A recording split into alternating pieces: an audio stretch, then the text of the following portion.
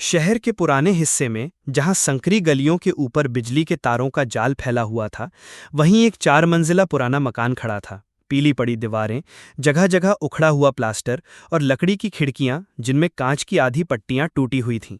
उस मकान की तीसरी मंजिल पर रहती थी सना, 23 साल की, कॉलेज से नई नई निकली और अब एक प्राइवेट स्कूल में असिस्टेंट टीचर के तौर पर काम कर रही थी। सना का दिन बेहद साधारण था। सुबह जल्दी उठना, बस पकड़ना, स्कूल में पढ़ाना, शाम को लौटना और फिर छोटे से कमरे में चाय पीते हुए किताबें पढ़ना या ड्राइंग करना। उसके पड़ोसी ज्यादा मेलजोल वाले नहीं थे और सना भी अकेले रहना पसंद करती थी। लेकिन दिसंबर की एक ठंडी रात उसकी जिंदगी की साधारण लय टूट गई। पहली चिट्ठी। उस रात घड़ी में 11:15 बजे थे। बाहर गलियों में हल्की ठंडी हवा बह रही थी और दूर कहीं से कुत्तों के भौंकने की आवाज आ रही थी।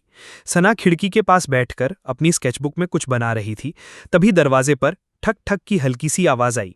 सना चौंकी। इस वक्त कौन हो सकता है? वो धीरे धीरे दरवाजे के पास गई और झिरी से झांका।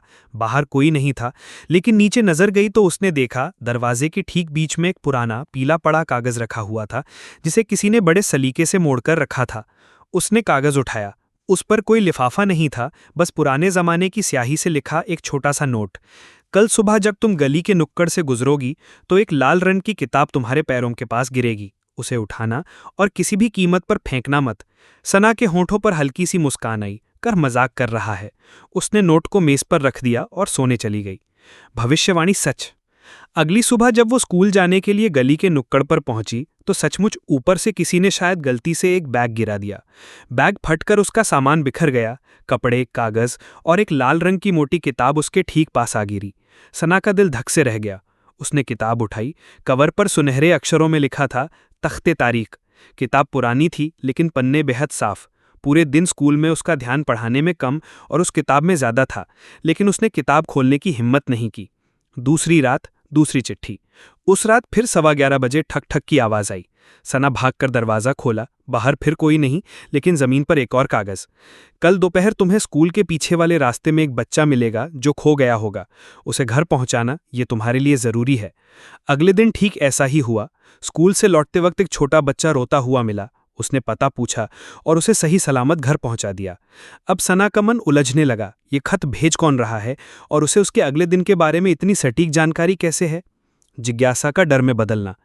तीसरी चिट्ठी में लिखा था, कल बारिश होगी और तुम्हें एक अजनबी से सावधान रहना होगा। अगले दिन मौसम साफ था, लेकिन अचानक दोपहर में काले बादल घिर आए और तेज बारिश शुरू हो गई। सना बस स्टैंड पर खड़ी थी, तभी एक आदमी उसके पास आया। कपड़े भीगे हुए, आंखें अजीब सी लाल। उसने उससे पर्स छीनने की कोशिश की, लेकिन तभी वहां एक बाइक सवार आ गया और वह आदमी भाग गया। अब सना को एहसास हुआ, ये खत उसकी किस्मत बदल रहे हैं। चिट्ठियों का रहस्य। एक हफ्ते में 7 चिट्ठियां आ चुकी थीं और हर बार उनमें लिखा सच निकलता था, लेकिन 8वीं चिट्ठी ने उसके रोंगटे खड़े कर दिए। कल रात 12 बजे खिड़की मत खोलना, चाहे कोई तुम्हारा नाम ही क्यों ना पुकारे। सना ने तय किया कि वो खिड़की बंद रखेगी। रात 12 बजे सचमुच किसी ने बाहर से उसका नाम लिया, पहले धीरे से, फिर तेज। आवाज में एक अजीब खिंचाव था, जैसे वो उसके कानों में सीधे उतर रही हो। लेकिन सना ने खिड़की नहीं खोली। सुबह दरवाजे पर फिर चिट्ठी थी, तुमने अपनी किस्मत का पहला इम्तिहान पास कर लिया है। पहली बार जिन्न का संकेत। 10वीं चिट्ठी में सिर्फ एक पंक्ति थी, मैं तुम्हें देखता हूं और तुम्हारी किस्मत बदलना चाहता हूं। उस रात सना को सपने में एक साया दिखा, लंबा, धुंधला, आंखें हल्की हरी चमक वाली और हाथ में एक पुराना कलम और कागज। उसने सपने में कहा, मैं चिट्ठियों वाला जिन्न हूं। सना नींद से जागी, पसीने में भीगी हुई। अब उसे यकीन था, ये कोई इंसान नहीं, कुछ और है। सना ने सोचा था कि शायद वो सपना था, लेकिन अगले दिन दरवाजे पर मिली चिट्ठी ने सारे शक दूर कर दिए। कागज पर लिखा था, आज रात 1:03 पर तुम मुझसे बात करोगी। डरना मत, मैं तुम्हारा दुश्मन नहीं हूं। उसने घड़ी की सुइयों पर नजर रखी। जैसे जैसे वक्त 1:03 के करीब आया, कमरे में एक अजीब सी ठंडक फैल गई। लैंप की लौ हल्की हल्की कांपने लगी और दीवार पर उसकी परछाई लंबी होती गई। फिर वो परछाई जैसे अपनी जगह से अलग होके खड़ी हो गई।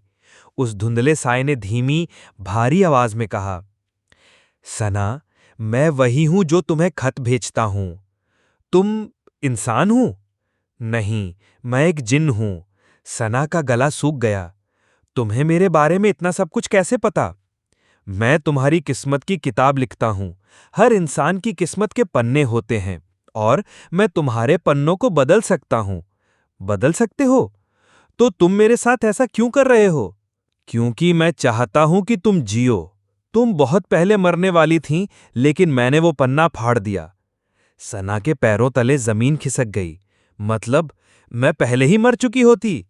जिन ने धीमे से सिर हिलाया। हाँ, पहली बड़ी डील। जिन ने कहा, मैं तुम्हें और खत दूंगा, उनमें लिखा मानोगी तो तुम्हारी किस्मत सुधर जाएगी, लेकिन अगर एक भी खत को नजरअंदाज किया तो पन्ना वहीं से कट जाएगा और तुम्हारी मौत तय हो जाएगी। सना ने बिना सोचे हामी भर दी। चिट्ठियों का असर। अगले कुछ हफ्तों में खतों ने सना की जिंदगी पलट दी। उसे एक स्कॉलरशिप मिली जिसके लिए उसने कभी अप्लाई ही नहीं किया था। स्कूल में उसका प्रमोशन हो गया। उसका खोया हुआ बचपन का पेंटिंग अवार्ड अचानक उसके पुराने घर से मिल गया। लेकिन इसके साथ साथ खत अजीब होते जा रहे थे। एक में लिखा था, कल तुम स्कूल में किसी को थप्पड़ मारोगी और ये तुम्हारे भले के लिए होगा। सना ने इसे पागलपन समझा, लेकिन अगले दिन एक अजनबी आदमी स्कूल में घुस आया और एक लड़की को परेशान करने लगा। बिना सोचे उसने उसे थप्पड़ मारा और बाद में पता चला कि वो आदमी एक किडनैपर था। संदेह और डर। धीरे धीरे सना को लगने लगा कि ये खत सिर्फ उसकी किस्मत नहीं बदल रहे, बल्कि उसे एक रास्ते पर धकेल रहे हैं जिसकी मंजिल उसे नहीं पता। फिर एक रात खत में लिखा था, कल तुम्हें खून देखना होगा, भागना मत। सना डर गई, लेकिन अगले दिन बस स्टैंड पर उसने देखा एक बाइक सवार को ट्रक में टक्कर मार दी। लोग भाग रहे थे, लेकिन सना वहीं खड़ी रही, जैसे खत के शब्द उसके पैरों को जकड़ चुके हों। जिनकी असली मंशा का इशारा। उस रात जिन फिर आया। तुमने अच्छा किया, अब तुम तैयार हो रही हो। किसके लिए? उस दिन के लिए जब तुम्हें किसी की जान बचाने और किसी को मरने देने के बीच फैसला करना होगा। सना ने महसूस किया कि यह खेल और बड़ा है। शायद उसकी किस्मत बदलना जिनका असली मकसद नहीं, बल्कि उसे किसी बड़े इम्तिहान के लिए तैयार करना है। सना अब खतों की आदत डाल चुकी थी, लेकिन हर नए खत के साथ उसके मन में डर भी बढ़ रहा था।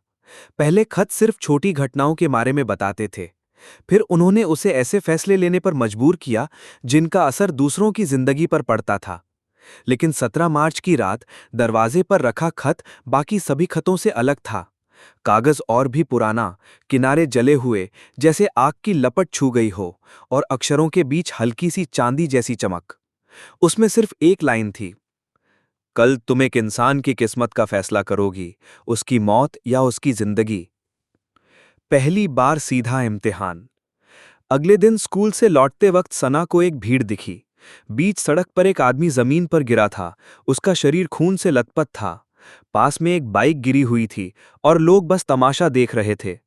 सना जैसे ही पास गई, उसने देखा कि आदमी की सांसें चल रही थी, कमजोर लेकिन मौजूद। तभी उसके बगल में एक दूसरी गली से एक और महिला की चीख सुनाई दी, मेरी बेटी को बचाओ। सना उस गली की तरफ दौड़ी।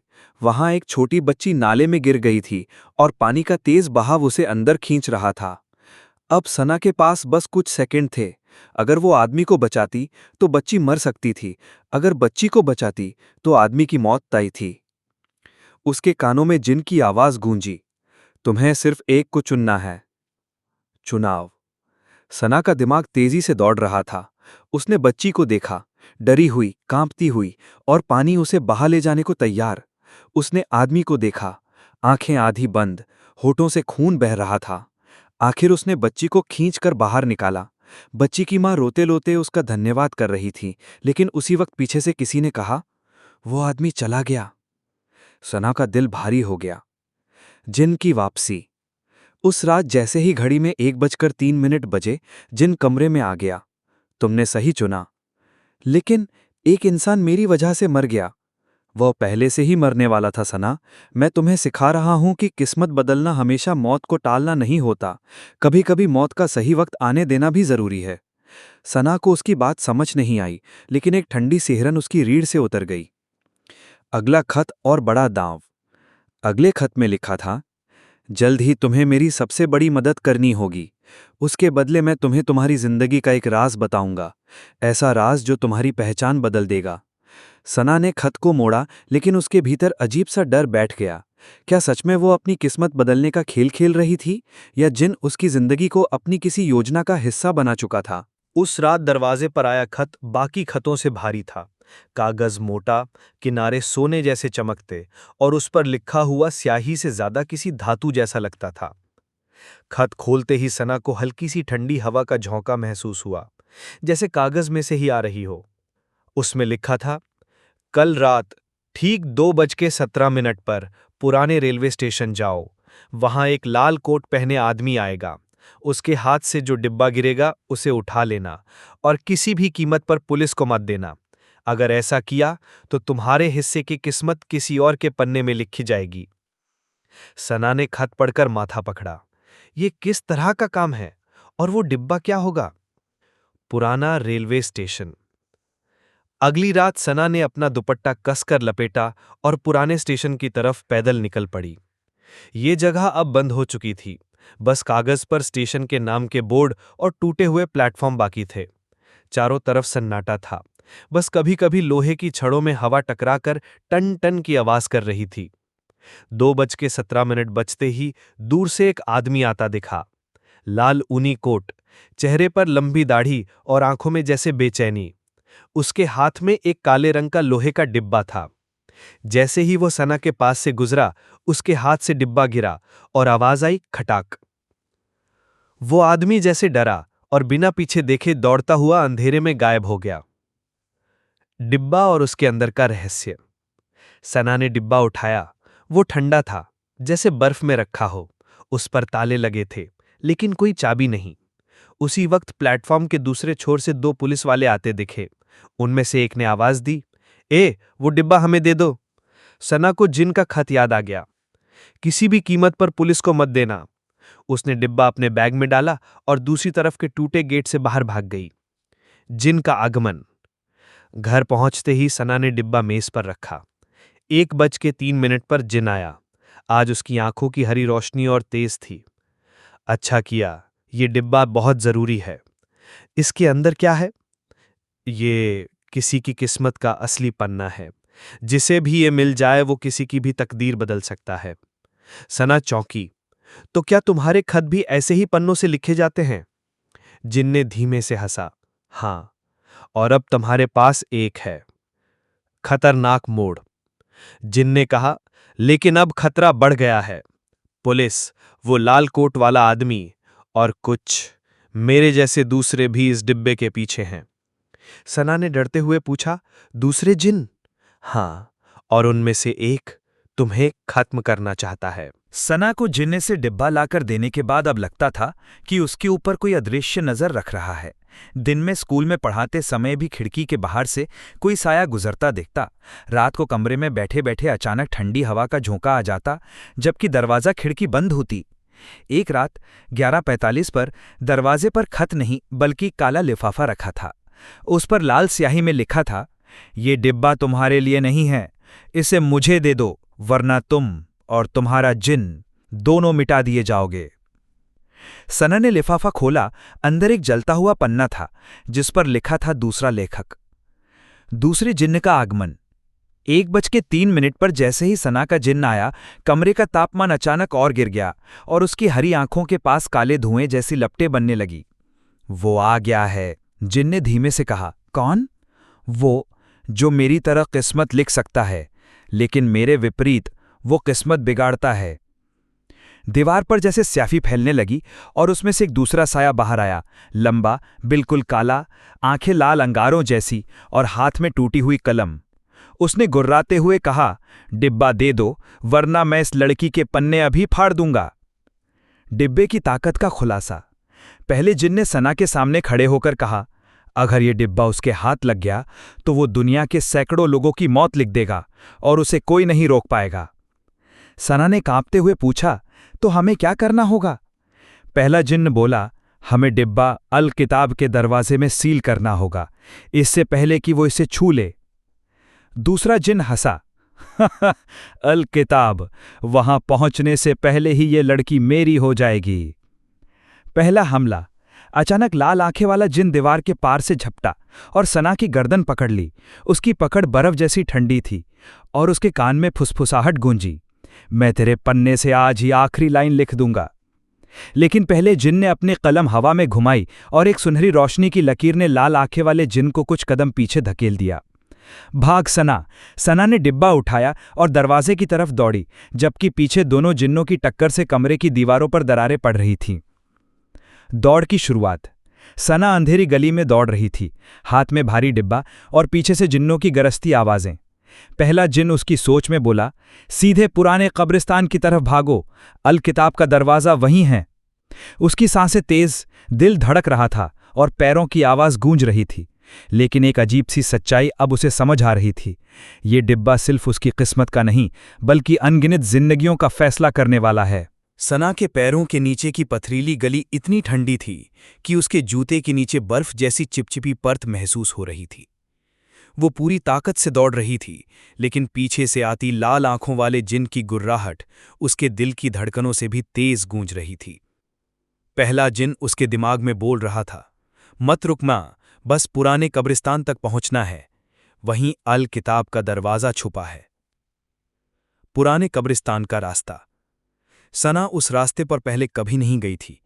अंधेरी गलियां, टूटी हुई हवेलियां और हर मोड़ पर हवा में सड़ी हुई मिट्टी की गंध थी।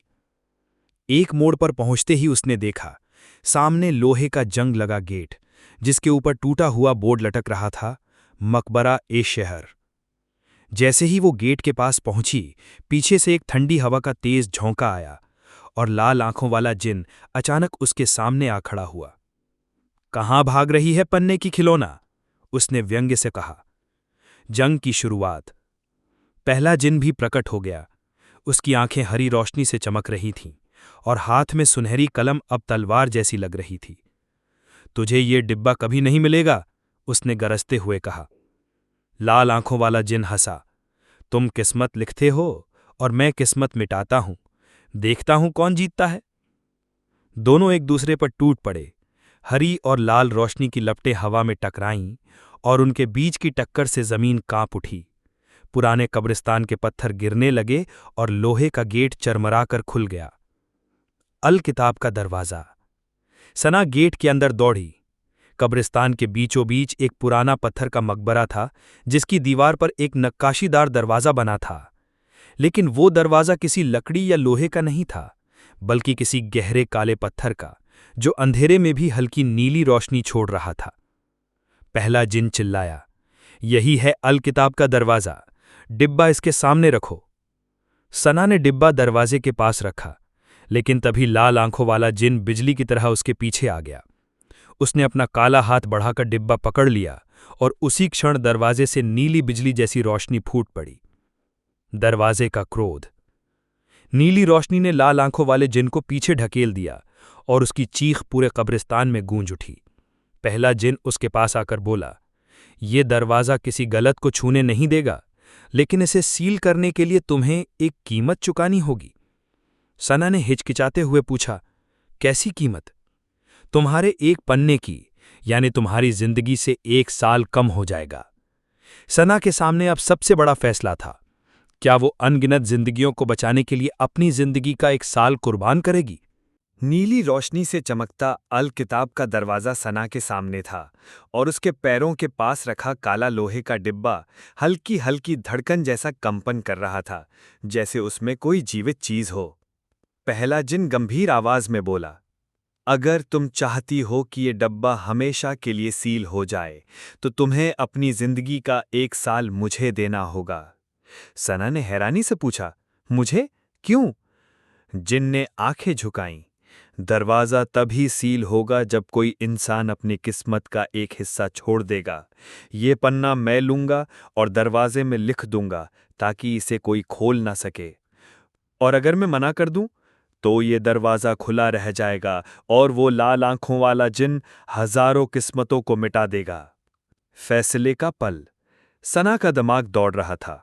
1 साल कम होना मतलब शायद अपनी माँ को आखिरी बार ना देख पाना या अपने सपनों का कोई बड़ा काम अधूरा रह जाना।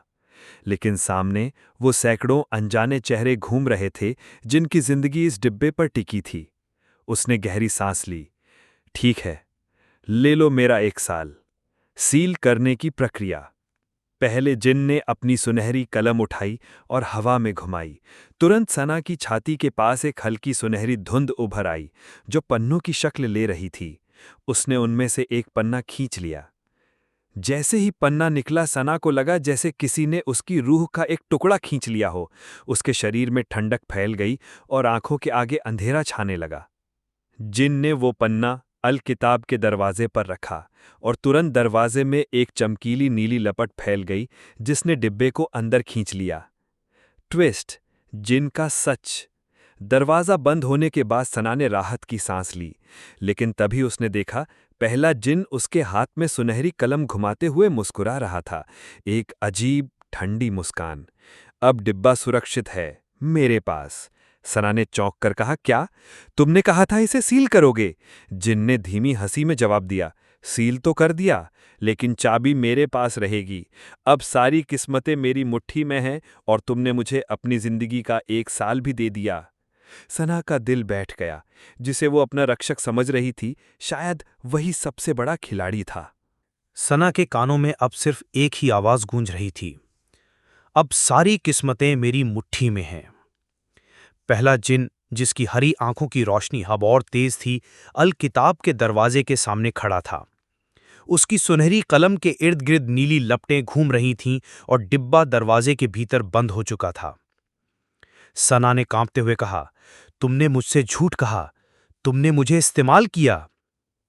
जिन ने ठंडी हंसी के साथ जवाब दिया, तुम्हें लगता था मैं सिर्फ तुम्हारा रक्षक हूं? नहीं सना, मैं भी किस्मत का व्यापारी हूं। 1 साल का पन्ना, डिब्बा और अल किताब की चाबी, अब ये सब मेरा है। अप्रत्याशित आगमन। तभी कब्रिस्तान के अंधेरे को चीरती हुई एक गहरी खरखराती आवाज आई। शायद ये चाबी उतनी सुरक्षित नहीं जितना तुम सोचते हो। सना ने मुड़कर देखा। वो लाल आंखों वाला जिन था। उसकी हालत थोड़ी कमजोर थी, लेकिन उसकी आंखों में अब पहले जैसी हिंसक चमक नहीं थी, बल्कि एक अजीब सी ठंडी गंभीरता थी। तुम? सना ने फुसफुसाया। हाँ, मैं तुम्हें खत्म करना चाहता था, लेकिन अब समझ आया, हमारा दुश्मन वही है जिसे तुम अपना साथी समझती रही। पहला जिन गुर्राया, तुम दोनों मिलकर भी मुझे नहीं रोक सकते। अजीब गठबंधन। लाल आंखों वाला जिन बोला, सना सुनो, मैं किस्मत मिटा सकता हूं, लेकिन अगर हम अल किताब की चाबी उसके हाथ से छीन लें तो मैं डिब्बा नष्ट कर दूंगा। तब कोई भी इंसान की तकदीर बदल नहीं पाएगा, ना वो ना मैं। सना के सामने चुनाव था, उस जिन पर भरोसा करना जिसने कभी उसे मारने की कोशिश की, या उस जिन को रोकना जिसने उसकी जिंदगी बचाई लेकिन उसे धोखा भी दिया। उसने कुछ सेकंड सोचा, फिर धीमे से कहा, ठीक है, हम मिलकर चाबी लेंगे। टक्कर की तैयारी। लाल आंखों वाले जिन ने अपनी टूटी कलम उठाई और उसकी नोक से लाल चिंगारियां निकलने लगीं। सना ने कब्रिस्तान से पड़ा हुआ एक पुराना लोहे का भाला उठाया। पहला जिन अपनी सुनहली कलम को तलवार की तरह घुमाते हुए बोला, तो खेल शुरू हो जाए। नीली और लाल रोशनी फिर से हवा में टकराईं और सना बीच में से होते हुए अल किताब के दरवाजे की तरफ बढ़ी, क्योंकि उसे पता था इस लड़ाई का नतीजा चाबी पर निर्भर करेगा। पहला जिन अपनी सुनहरी कलम घुमाते ही हवा में नीली लपटें फेंकता जो पत्थरों को पिघला रही थी। लाल आंखों वाला जिन अपनी टूटी कलम से लाल बिजली जैसी रेखाएं छोड़ रहा था जो हरी लपटों को काट रही थीं। इस सब के बीच सना कब्रों के पीछे से दौड़ते हुए अल किताब के दरवाजे के पास पहुंची। उसने देखा पहला जिन चाबी को अपनी कमर के पास बांधे था, एक सुनहरी जंजीर से। पहली चाल। लाल आंखों वाले जिन ने सना की तरफ देखा और उसके दिमाग में सीधा संदेश भेजा, जब मैं उसे बांध दूं तुम चाबी निकाल लेना। अगले ही पल उसने अपने लाल बिजली के जाल से पहले जिन को घेर लिया। हरी लपटें कुछ देर के लिए थम गईं, बस उतना वक्त काफी था। सना ने झपट्टा मारकर चाबी की जंजीर पकड़ी, लेकिन तभी पहला जिन गरजा, धोखा। उसने अपनी हरी लपटों का एक गोला छोड़ा जो सना को पीछे धकेल देता, लेकिन चाबी उसके हाथ में आ चुकी थी। अंतिम फैसला। अब सना के सामने चाबी थी और दोनों जिन उसकी तरफ बढ़ रहे थे, एक उसे इस्तेमाल करने के लिए, दूसरा उसे नष्ट करने के लिए। मुझे दे दो, पहला जिन गरजा। अगर मुझे दोगी तो कभी कोई इंसान अपनी किस्मत से नहीं बच पाएगा, लाल आंखों वाला जिन बोला। सना ने गहरी सांस ली। तुम दोनों के पास ताकत है, लेकिन इंसानों की किस्मत इंसानों के हाथ होनी चाहिए, न तुम्हारे न तुम्हारे। उसने चाबी को पत्थर पर जोर से मारा। चिंगारी उड़ी और चाबी 3 टुकड़ों में बट गई। उसी पल अलकिताब का दरवाजा कांपा और नीली लपटों के साथ धीरे धीरे पत्थर में समा गया। अंत का मोड़। पहला जिन चीखते हुए धुएं में बदल गया। तुमने मूर्खता की है, तुम्हें इसकी कीमत चुकानी होगी। लाल आंखों वाला जिन बस चुपचाप उसे देखता रहा, फिर धीरे से बोला, शायद तुमने सही किया, लेकिन अब खतों का खेल खत्म नहीं हुआ। सना ने पूछा, क्या मतलब? वो बस मुस्कुराया, अब खत लिखने वाला कोई नहीं सिवाय तुम्हारे। सना के हाथ में अचानक एक पुरानी सुनहरी कलम आ गई और उसके कानों में वही ठंडी आवाज गूंजी। हर रात 11:45 पर किसी कोस की किस्मत का पन्ना देना या छीन लेना। सुनहरी कलम उसके हाथ में थी, हल्की लेकिन अजीब तरह से भारी लग रही थी, जैसे उसके भीतर अनगिनत अनकहे किस्से और अधूरी किस्मतें कैद हों। सना ने नीचे देखा। कब्रिस्तान में अब दोनों जिन गायब हो चुके थे। बस हवा में ठंडक थी और अलकिताब का दरवाजा पूरी तरह पत्थर में समा चुका था। उसके कानों में फिर वही आवाज आई, अब से तुम ही लिखोगी किसकी किस्मत बदलनी है, किसकी मिटानी है। पहली रात का पहला खत। उस रात 11:45 पर सना के कमरे की टेबल पर खुद ब खुद एक खाली पन्ना आ घिरा। कलम उसके हाथ में हल्की सी कंपन करने लगी, जैसे खुद ही लिखना चाहती हो। सना ने पन्ने पर बिना सोचे समझे कुछ लिखना शुरू किया। तुम्हारा नाम रिया है। तुम हर चीज पर नामाखा तरकर इसलिए लिखती हो ताकि सब तुम्हें पहचाने। सना ने लिखा हुआ खत मोड़ा और दरवाजे से बाहर गलियारे में रख दिया। नया शिकार। अगली सुबह शहर के दूसरे छोर पर रहने वाली रिया नाम की एक लड़की ने अपने घर के बाहर रखी चिट्ठी उठाई। ये किसने रखी होगी, उसने सोचा, लेकिन उसके चेहरे पर एक हल्की जिज्ञासा और डर का मिश्रण था, बिल्कुल वैसा ही जैसा कभी सना के चेहरे पर था। चक्र पूरा हुआ। सना खिड़की से दूर किसी गली की तरफ देख रही थी। उसके होठों पर एक ठंडी मुस्कान थी। अब खतों का खेल एक नए मोड़ पर था और इस बार किस्मत की कलम एक इंसान के हाथ में थी।